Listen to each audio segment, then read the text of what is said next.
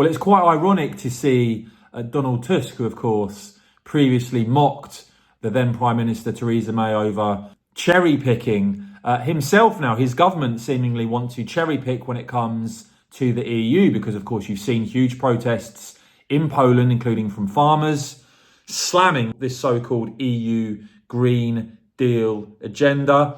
In fact, one banner at one of the protests read there, "I want to be a farmer, not a slave to Brussels." When it comes to Polish politics more widely, of course, you've had the Polish president, President Duda, accusing the EU of playing politics when it comes to funding.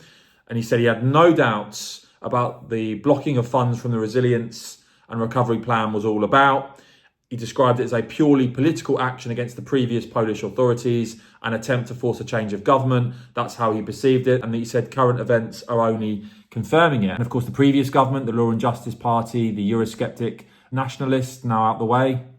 And instead, you've got Donald Tusk's pro-EU coalition, but being reported that there could be up to 137 billion euro financial package approved by the EU Commission for Poland now, with the new government in place, and a Law and Justice MEP there describing the EU's decision as proving that the blocking of funds from the National Recovery Funds for Poland had one goal: to return Donald Tusk to power.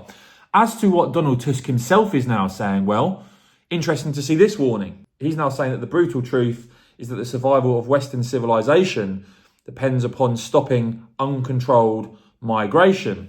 And of course, when it comes to this cherry picking agenda, well, he's looking, as we saw French President Emmanuel Macron seeking after farmer protests in France, seeking to ask, pretty please, the EU for changes to this so-called EU Green Deal that farmers are up in arms about.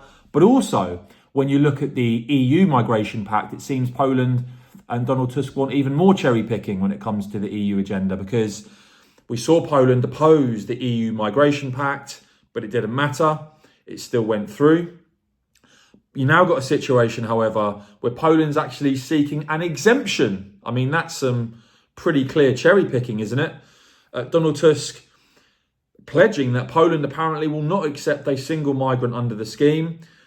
But after he said that, you saw Poland's EU ambassador oppose the EU Migration Pact, but still it was actually approved. So even with a pro-EU government in Poland, it seems that they want to cherry pick some of the EU agenda. Let me know what you make of that in the comments below, please, guys. I will, of course, keep bringing you all the latest on this and more. So please do whack this video a quick thumbs up. And of course, as ever, cheers for watching.